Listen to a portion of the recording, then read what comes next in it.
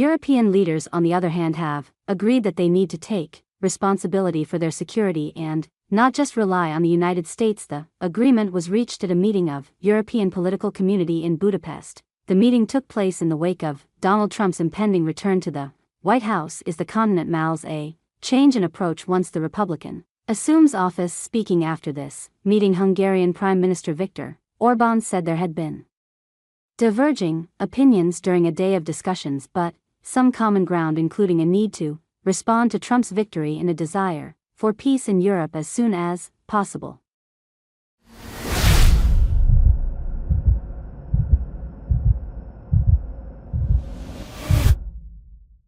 There was an agreement that the American election results should be reacted to. We need to know that big changes are coming and we need to react to it. There was an agreement that there should be peace in Europe as soon as possible. There was also an agreement that Europe should assume greater responsibility for its own peace and security in the future. To put even more bluntly, we cannot expect Americans to be the only ones to take care of us.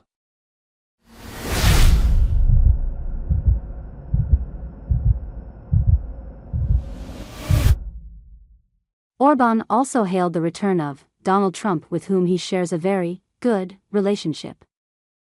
I would also like to conclude my personal relationship with the elected American president with this answer. He's the president now, and I just want to say this in closing. So they wanted to put him in jail, but they wanted to confiscate his assets. They wanted to kill him, and I'm always proud to be able to fight together with those who are trying to assert the will of the people against the current power elite. This is called democracy. This is what happened.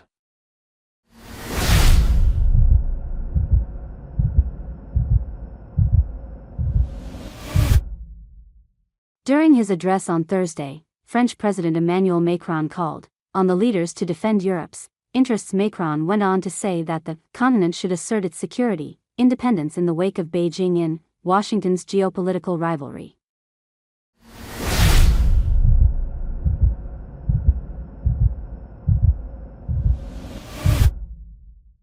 Like many of you, I had the opportunity yesterday to speak with President-elect Donald Trump, whom some of us around this table met 4 years ago. In his previous position, he was elected by the American people, and he's going to defend the interest of the Americans, and that's legitimate and that's a good thing. The question is, are we ready to defend the interest of Europeans? For me, it's simple. The world is made up of herbivores and carnivores. If we decide to remain herbivores, the carnivores will win and will be a market for them.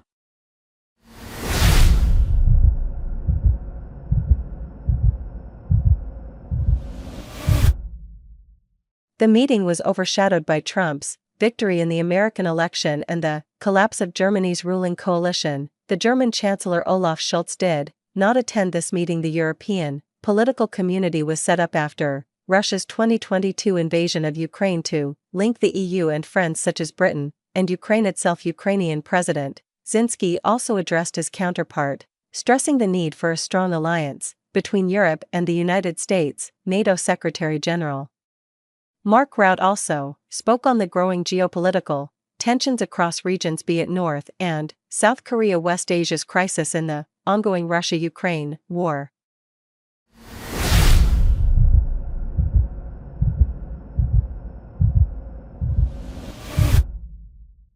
So these are really dangerous new developments, and we need to discuss that today. But I also look forward to sit down with President Trump and to navigate how collectively we'll make sure that we face this threat and that we keep our part of the world safe.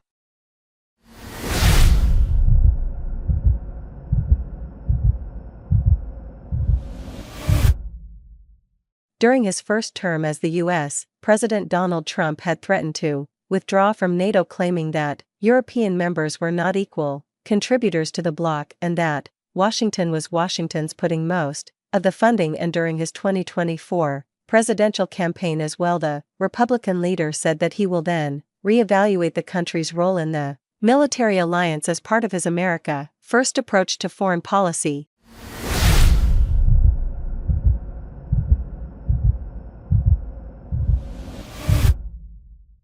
Thanks for watching this video.